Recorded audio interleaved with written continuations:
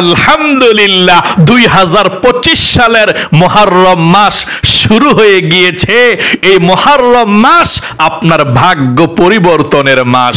এই মুহররম মাসের মধ্যেই আল্লাহ একটা দিন রেখে দিয়েছেন, যেটা আশুরার দিন। আল্লাহর সৃষ্টির মধ্যে এর চেয়ে শ্রেষ্ঠ আর সৃষ্টি নাই। আশুরার দিনের এত বেশি মর্যাদা, আল্লাহু আকবার। এবং আশুরার দিনের একদিনের রোজা রমজানের পরে সর্বশ্রেষ্ঠ রোজা, এবং 1 বছরের গুনাহ মাফ হয়ে যায়।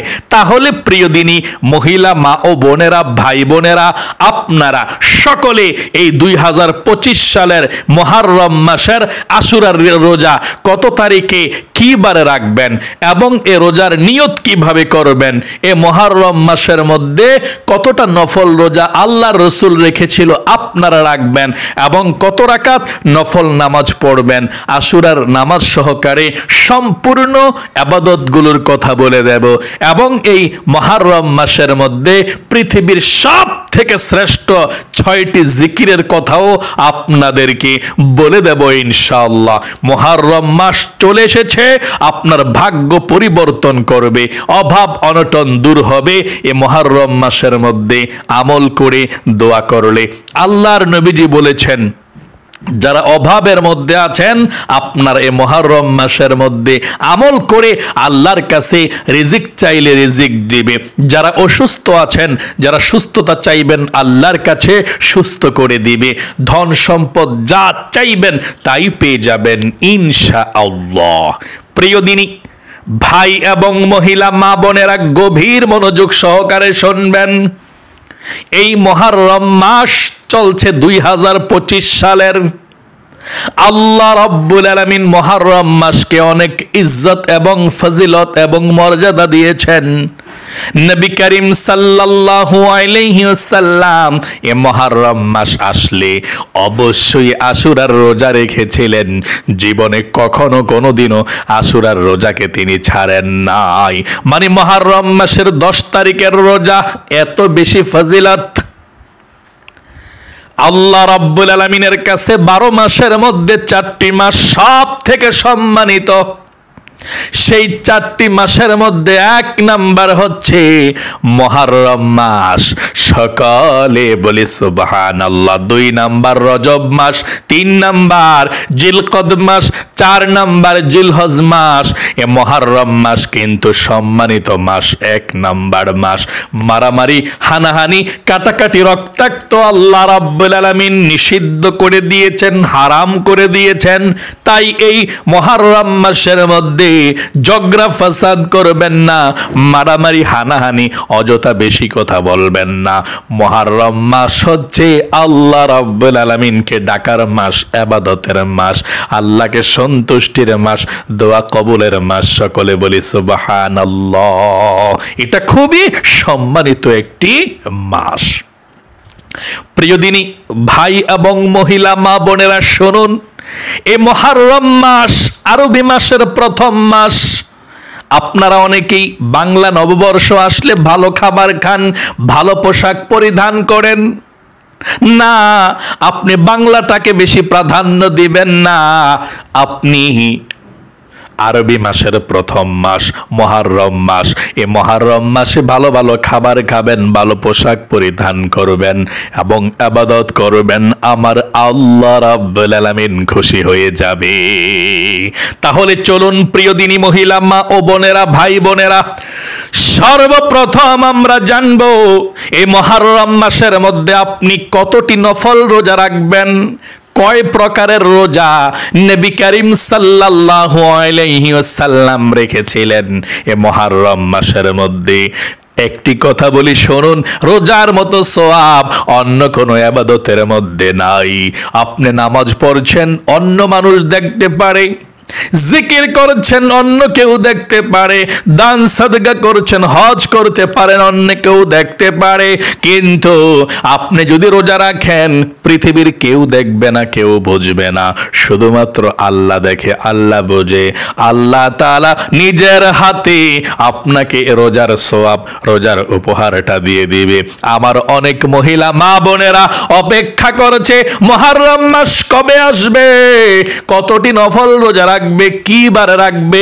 ও মহিলা মা বোনেরা শুনুন, আপনি মুহররম মাসের মধ্যে যদি রোজা রাখতে চান, 1 নম্বরের রোজা মুহররম মাসের আপনি আশুরার রোজাটা রাখবেন। আল্লাহর নবীজি জীবনে কখনো আশুরার রোজাকে ছাড়েন নাই। হযরতে আবু হুরায়রা রাদিয়াল্লাহু তাআলা আনহু বললেন, রমজান মাসের পরে সব থেকে শ্রেষ্ঠ রোজা রাখার মাস হলো এই মুহররম মাস। এই মুহররম মাসের মধ্যে এমন একটি দিন আছে যেই দিনের রোজা রমজানের পরের রোজা সব থেকে শ্রেষ্ঠ, এটা আশুরার রোজা। আপনারা কমপক্ষে এই আশুরার রোজা রাখবেন ইনশাআল্লাহ। এখন কথা হলো আশুরা কাকে বলে, আশুরার রোজা কোন দিন রাখবেন, কয়টা রাখবেন, ইংরেজি হিসাব 2025 সালে কিভাবে করতে হবে। আশুরা হচ্ছে 10কে বলা হয়, মুহররম মাসের 10 তারিখকে আশুরা বলা হয়। এই মুহররম মাসের 10 তারিখের রোজাটা রাখলে আপনি আশুরার রোজাটা রাখছেন, হয়ে গেল। তবে একটা রোজা রাখবেন না। নবী করিম সাল্লাল্লাহু আলাইহি সাল্লাম মক্কা থেকে হিজরত করে মদিনায় যখন গেলেন, আল্লাহর নবীজি দেখলেন ইহুদিরা সেই দিন 10ই মুহররমের দিন রোজা রাখে। আল্লাহর নবীজি বললেন, ইহুদি ভাইয়েরা তোমরা রোজা রাখছো কেন, আজকে 10ই মুহররম কেন রোজা রাখছো? ইহুদিরা বলছে আজকে তো মুহররম মাসের 10 তারিখ, আজকে মুসা নবীকে আল্লাহ ফেরাউনের কবল থেকে, হাত থেকে রক্ষা করেছে, বিজয় দান করেছে, এই জন্য আমরা রোজা রাখি।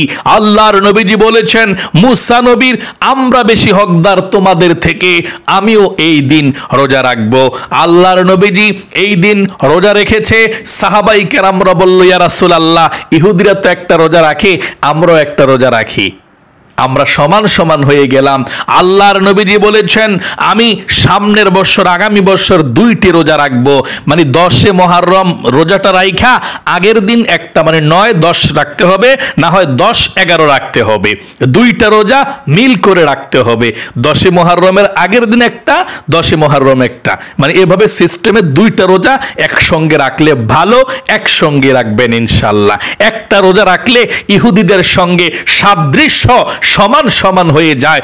এই জন্যে আপনি মুহররম মাসের মধ্যে 2টি রোজা কম পক্ষে রাখবেন, আশুরার রোজা যদি রাখতে চান। আম্মা জান হযরত হাফসা রাদিয়াল্লাহু তাআলা আনহা বলেছেন, নবী করিম সাল্লাল্লাহু আলাইহি ওয়াসাল্লাম জীবনে কখনো এই মুহররম মাসের 10 তারিখ আশুরার রোজাকে জীবনে কখনো তিনি ছেড়ে দেন নাই। কারণ মুহররম মাসের 10 তারিখ অনেক ঘটনা ঘটেছিল। আল্লাহ পৃথিবীকে সৃষ্টি করেছেন মুহররম মাসের 10 তারিখ। হযরত আদম আলাইহিস সালামকে আল্লাহ সৃষ্টি করেছেন মুহররমের 10 তারিখ। হযরতে আদম আলাইহিস সালামকে আল্লাহ জান্নাতের মধ্যে প্রবেশ করিয়েছেন মুহররম মাসের 10 তারিখ। গন্ধম ফল খাওয়ার অপরাধে আল্লাহ রাব্বুল আলামিন জান্নাত থেকে বের করে দিয়েছেন মুহররমের 10 তারিখ আশুরার দিন, এবং শত শত বছর পর্যন্ত কান্না করেছেন। যেই দিন আল্লাহ হযরতে আদম আলাইহিস সালামের তওবাকে কবুল করেছেন, সেই দিনটা ছিল মুহররমের 10 তারিখ আশুরার দিন। সকলে বলি সুবহানাল্লাহ। শুধু তাই নয়, ইব্রাহিম খলিল নবীকে আগুনের কুণ্ডলীর মধ্যে নমরুদ বাহিনী ফেলে দিয়েছে মারার জন্যে, কিন্তু আল্লাহ বলেছেন, কুলনা ইয়া নারু কুনি বারদান ওয়া সালামান আলা ইব্রাহিম, ও আগুন সাবধান সাবধান, আমার ইব্রাহিমকে একটা পশম কিন্তু জ্বালিয়ে দিবে না, আমার ইব্রাহিমের জন্যে সালামান আলা ইব্রাহিম, শান্তিদায়ক হয়ে যাও। এমন ঠান্ডা হইও না বরফের দ্বারাই কষ্ট পাবে, এমন গরম হইও না আবার পুড়ে যাবে, আমার ইব্রাহিমের জন্য এসির মতো, এয়ার কন্ডিশনারের মতো সুন্দর সুশীতল ছায়ার মতো হয়ে যাও। ইব্রাহিম খলিল নবীকে 40 দিন পর্যন্ত এই আগুনের মধ্যে জ্বলন্ত অবস্থার এর ভিতরের মধ্যে ছিল। 40 দিন পরে আল্লাহ রাব্বুল আলামিন যেই দিন উদ্ধার করেছে আগুন থেকে, সেই দিনটা ছিল মুহররমের 10 তারিখ, আশুরার দিন। সকলে বলি সুবহানাল্লাহ। শুধু তাই নয়, ইউনুস নবী মাছের পেটের মধ্যে চলে গিয়েছিল। 40 দিন থাকার পরে যেই দিন মাছের পেট থেকে বের হয়েছে, সেই দিনটা ছিল মুহররমের 10 তারিখ, আশুরার দিন। সবচেয়ে হৃদয় বিদারক ঘটনা, কলিজা ছিঁড়ে যায় দুঃখে। এই মুহররম মাসের 10 তারিখে নবী করিম সাল্লাল্লাহু আলাইহি ওয়াসাল্লামের কলিজার টুকরা, বেহেশতের যুবকদের সরদার ইমাম হোসাইন রাদিয়াল্লাহু তাআলা আনহুকে সীমার গলা কেটে শহীদ করে দিয়েছে এই মুহররম মাসের 10 তারিখ, আশুরার দিন। অনেক ঘটনা ঘটেছে। নূহ আলাইহিস সালামের কিস্তি যৌতি নামক পাহাড়ের মধ্যে গিয়ে অবস্থান করেছে, আর কাফের মুশরিকদেরকে আল্লাহ পানি দিয়ে, বন্যা দিয়ে, প্লাবন দিয়ে একেবারে ধ্বংস করে দিয়েছে মুহররমের 10 তারিখ। আল্লাহু আকবার, আল্লাহু আকবার। তাই অবশ্যই মুহররমের 10 তারিখের অনেক বেশি ফজিলাত। আল্লাহর রাসূল রোজা রেখেছেন মুহররমের 10 তারিখ, 9, 10 দুইটি রোজা। আপনিও দুইটি রোজা রাখবেন, 9 তারিখ, 10 তারিখ মুহররমের, অথবা 10 তারিখ অথবা 11 তারিখ, দুইটা রাখবেন। আর 2025 সালের হিসাব অনুযায়ী যদি আপনি মুহররম মাসের 10 তারিখে রোজা রাখতে চান একটি রোজা, তাহলে জুলাই মাসের 6 তারিখ, জুলাই মাসের কত তারিখ? 6 তারিখ, 10 তারিখ। তাহলে আপনি দুইটি রোজা রাখলে জুলাই মাসের 5 তারিখ এবং জুলাই মাসের 6 তারিখ আপনি কিবারে? শনিবারে একটা রোজা রাখবেন এবং রবিবারে একটা রোজা রাখবেন, তাহলে দুইটা রোজা হয়ে গেল। মানে রবিবারের রোজাটা মেন রোজা, মুহররম মাসের 10 তারিখের রবিবারেরটা। শনিবার রবিবার রাখতে পারেন, অথবা রবিবার সোমবার রাখতে পারেন। আমি আরেকটি বার বলছি, জুলাই মাসের 6 তারিখ 10ই মুহররম, 6 তারিখ, 5 তারিখ, 6 তারিখ দুইটা রোজা রাখবেন, শনিবার রবিবার, অথবা রবিবার শনিবার, 6 তারিখ 7 তারিখ, রবিবার এবং সোমবার এই দুইটা রোজা রাখবেন। আপনার ইচ্ছা, কোনো সমস্যা নাই। তাহলে শনিবার রবিবার এই দুইটি রোজা রাখবেন 9 তারিখ মুহররমের 10 তারিখ ইনশাআল্লাহ। এবং নিয়তরা কিভাবে করবেন? নিয়তরা রোজার মুহররম মাসের 10 তারিখ আশুরার রোজা এবং 9 তারিখের রোজার নিয়তরা এইভাবে রাখবেন। আপনি যদি আগের দিন নিয়তরা করেন, মানে আগের দিনের রোজাটা 9 তারিখের মুহররম মাসের, এভাবে আমি আল্লাহর সন্তুষ্টির উদ্দেশ্যে আগামীকালকে মুহররম মাসের 9 তারিখের নফল রোজা রাখবো। আমি আল্লাহর সন্তুষ্টির উদ্দেশ্যে আগামীকালকে মুহররম মাসের 9 তারিখের নফল রোজা রাখবো, হয়ে গেল। এবং আশুরার রোজাটা মুহররমের 10 তারিখেরটা, জুলাই মাসের 6 তারিখেরটা, রবিবারেরটা নিয়ত করবেন এভাবে, আমি আল্লাহর সন্তুষ্টির উদ্দেশ্যে আগামীকালকে মুহররম মাসের আশুরার রোজা রাখবো, 10 তারিখের নফল রোজা। মানে আশুরার রোজা বললেই হবে। আমি আগামীকালকে মুহররম মাসের 10 তারিখের আশুরার নফল রোজা রাখবো, হয়ে গেল আপনার নিয়তরা ইনশাআল্লাহ।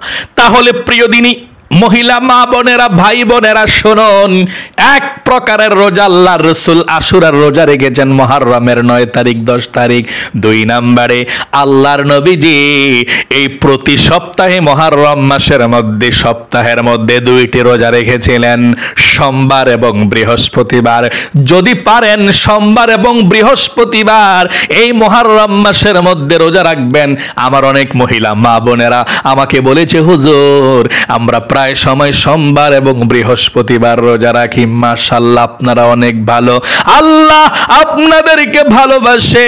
যদি পারেন এই মুহররম মাসের সোমবার এবং বৃহস্পতিবার রোজা রাখবেন, এটা সুন্নাত। নবী করিম সাল্লাল্লাহু আলাইহি ওয়াসাল্লাম বলেছেন, আল্লাহ রাব্বুল আলামিনের কাছে এই 2টি দিন বান্দা বান্দীদের আমল নামাটা উপস্থাপন করা হয়, আল্লাহ দেখতে পায়। এই জন্য আল্লাহর নবীজি বলেছেন, সপ্তাহের মধ্যে 2 দিন আমি রোজা রাখি আল্লাহকে খুশি করার জন্য। এই 2 প্রকারের রোজা গেল। এক প্রকারের রোজা, প্রথম প্রকারের আশুরার রোজা, মুহররম মাসের 9 তারিখ, 10 তারিখ দুইটা রোজা রাখবেন। 2 নাম্বার রোজা হচ্ছে প্রতি সপ্তাহে 2টি নফল রোজা রাখবেন। নিয়তটা কিভাবে করবেন? আমি আল্লাহর সন্তুষ্টির উদ্দেশ্যে আগামীকালকে মুহররমের মুহররম মাসের সোমবারের নফল রোজা রাখবো বললে হয়ে যাবে। আপনি বাংলাতে যেভাবে বলেন সেভাবে হয়ে যাবে। আমি মুহররম মাসের সোমবারের নফল রোজা রাখবো, আগামীকালকে হয়ে গেল। আমি মুহররম মাসের বৃহস্পতিবারের নফল রোজা রাখবো, হয়ে গেল। বাংলাতে বললে হয়ে যাবে। 3 প্রকারের রোজা, 3 নাম্বারের রোজা আল্লাহর নবীজি এ মুহররম মাসের মধ্যে আইয়ামে বীজের রোজা রেখেছিলেন, নফল রোজা। আর আইয়ামে বীজের নফল রোজা হচ্ছে মুহররম মাসের 13 তারিখ, 14 তারিখ, 15 তারিখ আপনি নফল রোজা রাখবেন। আইয়ামে বীজের নফল রোজা 13 তারিখ, 14 তারিখ এবং 15 তারিখ, মুহররম মাসের 13, 14, 15। আবারও বলছি, আল্লাহ রসুল এই মুহররম মাসের আইয়ামে বীজের 3টি নফল রোজা রেখেছিলেন। 13 তারিখ মুহররমের, 14 তারিখ মুহররমের, 15 তারিখ আপনি এই রোজাগুলো রেখে দিবেন ইনশাআল্লাহ। তাহলে আইয়ামে বীজের নফল রোজার নিয়তটা এইভাবে করবেন। আমি আগামীকালকে মুহররম মাসের আইয়ামে বীজের নফল রোজার প্রথম রোজা রাখবো। 3টা যেহেতু রোজা, এভাবে আপনি রাখবেন ইনশাআল্লাহ। এই 3 ধরনের রোজা আপনি রাখবেন। আর নফল নামাজ আপনি এই মুহররম মাসের মধ্যে কত রাকাত পড়বেন সেটা বলে দিচ্ছি। আপনি তাহাজ্জুদের নামাজ এই মুহররম মাসের মধ্যে অবশ্যই পড়বেন। নফল নামাজ বেশি বেশি পড়বেন।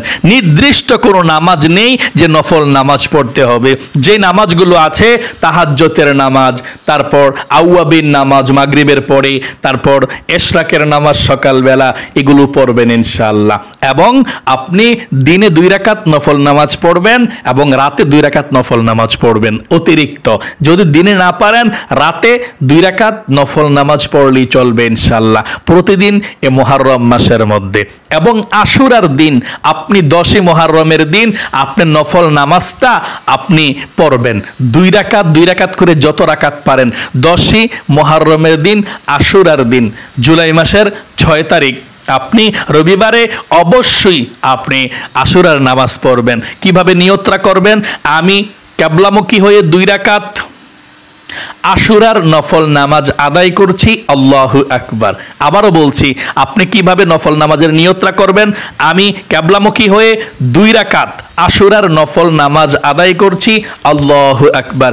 এভাবে 2 রাকাত করে 4 রাকাত, 6 রাকাত আপনার ইচ্ছা, যত রাকাত পারেন আশুরার দিন নামাজ পড়বেন। না পারলে রাতে পড়বেন। তারপর আপনি মুনাজাত করে আল্লাহর কাছে সব কিছু চাইবেন, যা চাইবেন তাই পেয়ে যাবেন ইনশাআল্লাহ।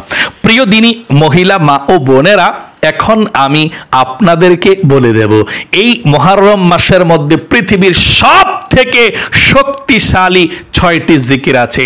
এই জিকিরগুলো না করলে আপনার জীবনটা বৃথা চলে যাবে। তাই অবশ্যই আপনি এই জিকিরগুলো করবেন। জীবনের সমস্ত গুনাহগুলো আল্লাহ ক্ষমা করবে, বৃষ্টির মতো রিজিক আল্লাহ আপনাকে দিবে এই 6টি জিকির করতে পারলে। মুহররম মাসের মধ্যে যেই 6টি পৃথিবীর বিশ্ববিখ্যাত জিকির করবেন শুনুন।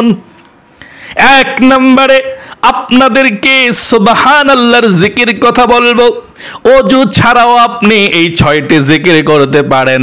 মহিলা মা বোনদের যখন নামাজ থাকে না, মাসিক পিরিয়ড যদি থাকেন, তাহলেও এই 6টি জিকির করতে পারবেন। 1 নম্বরে সুবহানাল্লাহ, সুবহানাল্লাহ পাঠ করবেন যত বেশি পারেন, কমপক্ষে 100 বার।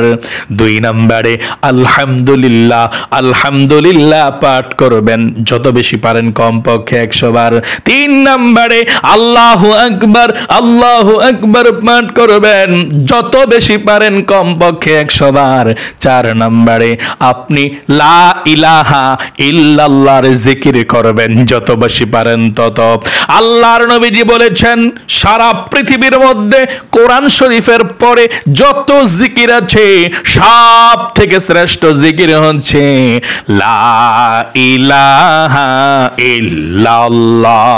আপনি লা ইলাহা ইল্লাল্লাহর জিকিরটা মনোযোগ সহকারে যদি 1টি বারও করতে পারেন এই মুহররম মাসের মধ্যে, আল্লাহ রাব্বুল আলামিন জীবনের যৌবনের সমস্ত গুনাহগুলো ক্ষমা করে দেবে।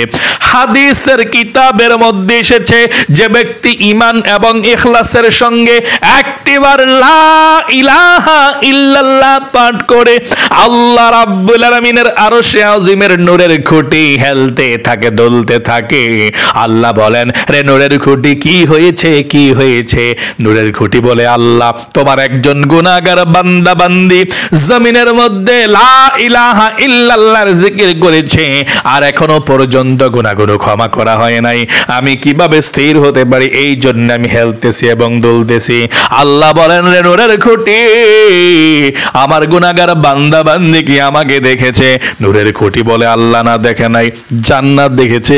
না, আল্লাহ জান্নাত দেখে নাই। জাহান্নাম দেখেছে? আল্লাহ না জাহান্নামও দেখে নাই।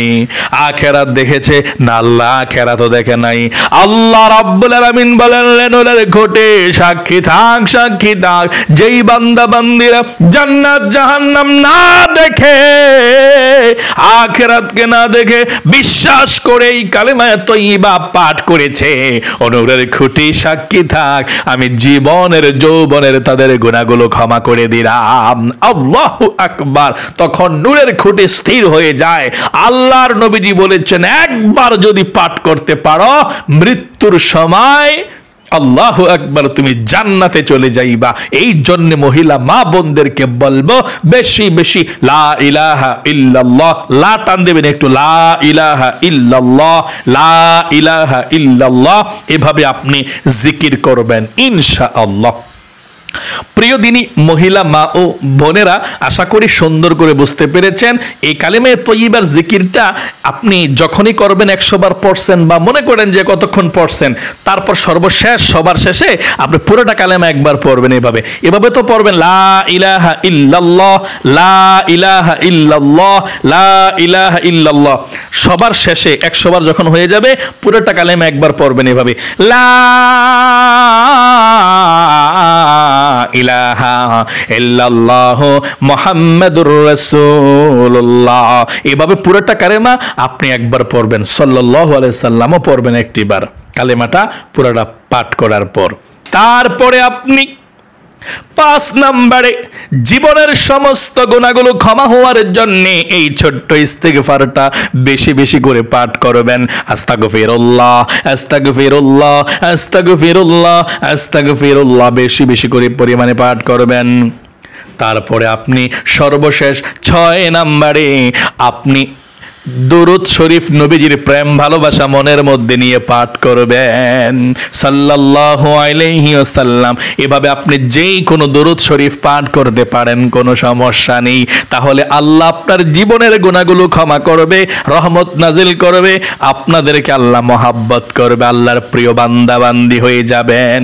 আল্লাহ রাব্বুল আলামিন আমার প্রত্যেকটা মহিলা মা বোনদেরকে, ভাই বোনদেরকে এই মুহররম মাসের মধ্যে পবিত্রতা রক্ষা করে আমলগুলো করে রোজা রাখতে পারে, নামাজ পড়তে পারে, জিকিরগুলো করতে পারে, আল্লাহ সেই তৌফিক দান করুক। সকলে কমেন্ট বক্সের মধ্যে লিখবেন আমিন এবং ভিডিওতে একটি লাইক দিবেন। যারা কমেন্ট বক্সের মধ্যে আমিন লিখেছেন এবং ভিডিওতে একটি লাইক দিয়েছেন, আল্লাহ তাদেরকে তুমি কবুল করো, মঞ্জুর করো, জীবনে একবার মক্কা মদিনায় নাও, মনের আশা পূরণ করো, আমিন। আজ এ পর্যন্তই, আবারও অন্য কোনো ভিডিওতে দেখা হবে ইনশাআল্লাহ। সেই পর্যন্ত আপনাদের সকলের সুস্বাস্থ্য আল্লাহর কাছে কামনা করে আজ এখানে বিদায় নিচ্ছি। আসসালামু আলাইকুম ওয়া রাহমাতুল্লাহি ওয়া বারাকাতুহু।